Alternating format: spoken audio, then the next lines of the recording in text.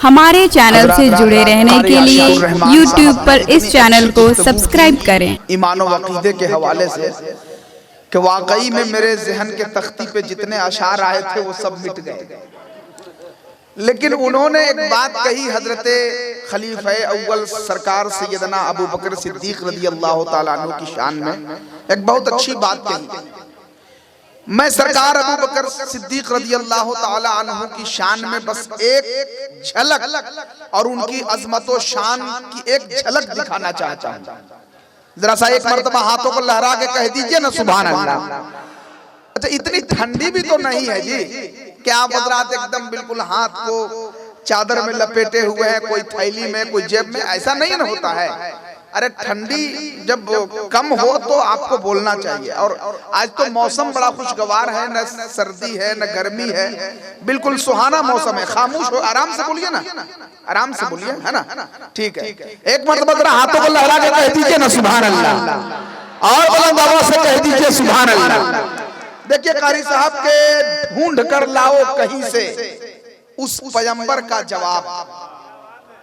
उस्ताद शोरा की दुआएं लेते हुए और जिक्र उलमाए किराम के हवाले से ढूंढ कर लाओ कहीं से। आज बड़े बड़े खुतबाए किराम से आपको रूबरू होना है। हजरत खतीब अहले सुन्नत कारी खुर्शीद अनवर साहब किबला और खतीब ज़ीशान हजरत अल्लामा मुफ्ती नदीम सरवर गयावी साहब किबला, हजरत अल्लामा मुर्शिद साहब किबला का खिताब होगा और भी दीगर उलमाए किराम, लेकिन जिनका खुसूसी खिताब होना है मैं उनके अस्माए किरामी बोल रहा हूँ।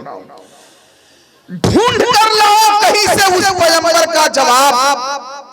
अगर दूसरा मिसरा लगे कि वाकई में मिसरा हो गया है तो आप इश्क नबी की मिसरी में उसको मसल के सुनिएगा। ढूंढ कर लाओ कहीं से उस पैगंबर का जवाब। एक तन्हा मुस्तफा है सारे महशर का जवाब। अब तो कह दीजिए सुभान अल्लाह, और हाथों को लहरा के कह दीजिए सुभान अल्लाह। ढूंढ कर लाओ। खाना खाएंगे, खाना खाएंगे, इनको तो इतना खिला देंगे कि आज बस समझ लीजिए गैस बन जाएगा, है ना। ढूंढ कर लाओ कहीं से उस पैगंबर का जवाब। एक तन्हा मुस्तफा है सारे महशर का जवाब, और इसलिए सरकार ने उनको खिलाफत सौंप दी। कह दीजिए सुभान अल्लाह। इधर जो लोग जीना पे बैठे हैं जरा आप लोग भी कभी कभी बोलते रहिए, हाथ उठा के कह दीजिए सुभान अल्लाह। ढूंढ कर लाओ कहीं से उस पैगंबर का जवाब। एक तन्हा मुस्तफा है सारे महशर का जवाब, इसलिए सरकार ने उनको खिलाफत सौंप दी कि दहर में था ही नहीं सिद्दीक अकबर का जवाब। इसलिए सरकार ने उनको खिलाफत सौंप दी, दहर में था ही नहीं सिद्दीक अकबर का जवाब। दहर में था ही नहीं सिद्दीक अकबर का जवाब। ढूंढ कर लाओ कहीं से उस पैगंबर का जवाब। एक तन्हा मुस्तफा है सारे महशर का जवाब। एक तन्हा मुस्तफा है सारे महशर का जवाब। हजरत कारी आशिकुर रहमान साहब की गुफ्तगू का तेवर ये बोल रहा था कि कुछ तो वैसे हैं जिन्हें दिल में बसा रखा है। और जिस मौजू पे हजरत की तकरीर हो रही थी, इस मौजू पे अगर तकरीर सुननी है तो शेर हिंदुस्तान मुफ्ती मुजाहिद साहब से सुनो। कसम खुदा की मुफ्ती मुजाहिद साहब की इल्मी और फिक़ही गुफ्तगू सुनने के लिए हम और आप क्या पूरा हिंदुस्तान बेचैन रहता है। हमारे और आप जैसे अहरे खैरे नत्थू खैरे से उनको क्या फर्क पड़ना है, हम लोग तो उनके जेब में रहने वाले हैं। लेकिन मुफ्ती मुजाहिद साहब की इल्मी शान ये है कि हिंदुस्तान के जिस खित्ते में जाते हैं हम जैसे नाअहल लोग नहीं बल्कि बड़े बड़े मुफ्तियाने किराम उनकी तकरीर सुनने के लिए बैठे रहते हैं स्टेज मोहब्बत पे। कारी साहब की तकरीर का तेवर बोल रहा था कि कुछ तो ऐसे हैं जिन्हें दिल में बसा रखा है, जितने कम ज़र्फ थे उन सबको भुला रखा है। अरे हौसला तूने अभी देखा नहीं है मेरा, कितने फौलाद को भट्टी में गला रखा है। हौसला तूने अभी देखा नहीं है मेरा, हौसला तूने अभी देखा नहीं है मेरा, कितने फौलाद को भट्टी में गला रखा है। कुछ तो वैसे हैं जिन्हें दिल में बसा रखा है, जितने कमजर्फ थे उन सबको भुला रखा है।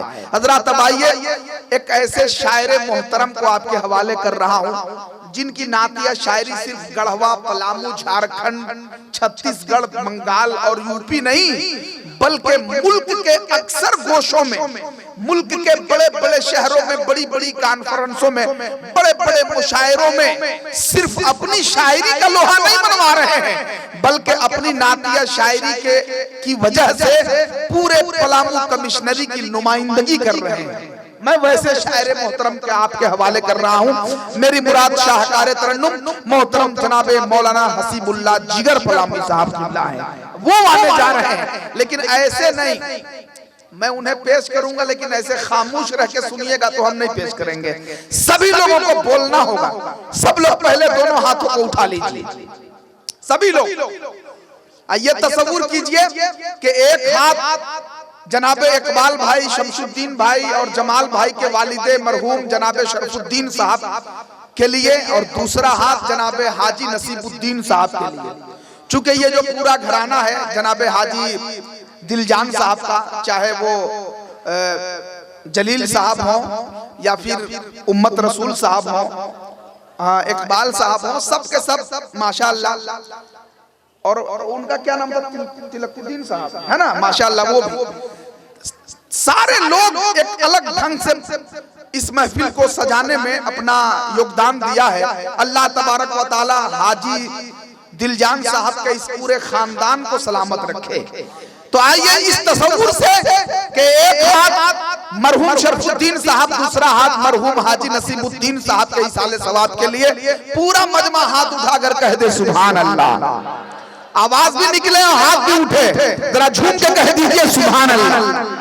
चूंकि बहुत बड़े शायर आ रहे हैं इसलिए अहले मेंबर हजरात भी हाथ उठाकर कह दे सुभान अल्लाह। अब नारा लगाइए हसीबुल्लाह जिगर के लिए, लगे कि आप हसीबुल्लाह साहब का इस्तकबाल कर रहे हैं। नारे तकबीर। नहीं, अभी भी नहीं, वैसा नहीं है। आप हजरात जरा सा कटपिस मार रहे हैं। फिर मामला वही होगा कि एक अंग्रेज आया और आकर के भारत में एक समोसा खाया। समोसा तो खा लिया लेकिन हैरत में पड़ गया कि ये ऊपर से मैदा का है, इसमें आलू गया कैसे। अंग्रेज हैरत में पड़ गया समोसा खाने के बाद कि ये तो ऊपर से मैदा का है, इसके अंदर आलू गया कैसे। वो हैरत में पड़ गया।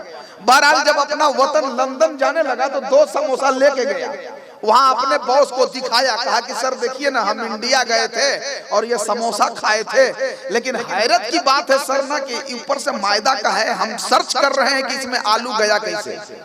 तो उसका एक बॉस एटाइची मंगवाया और एक जलेबी निकाल के एक तमाचा रसीद किया और कहा कि कमबख्त, हम भी 10 साल पहले इंडिया गए थे और ये जलेबी खाए थे, आज तक हम पता नहीं कर पाए कि इसके अंदर चीनी डाला कैसे।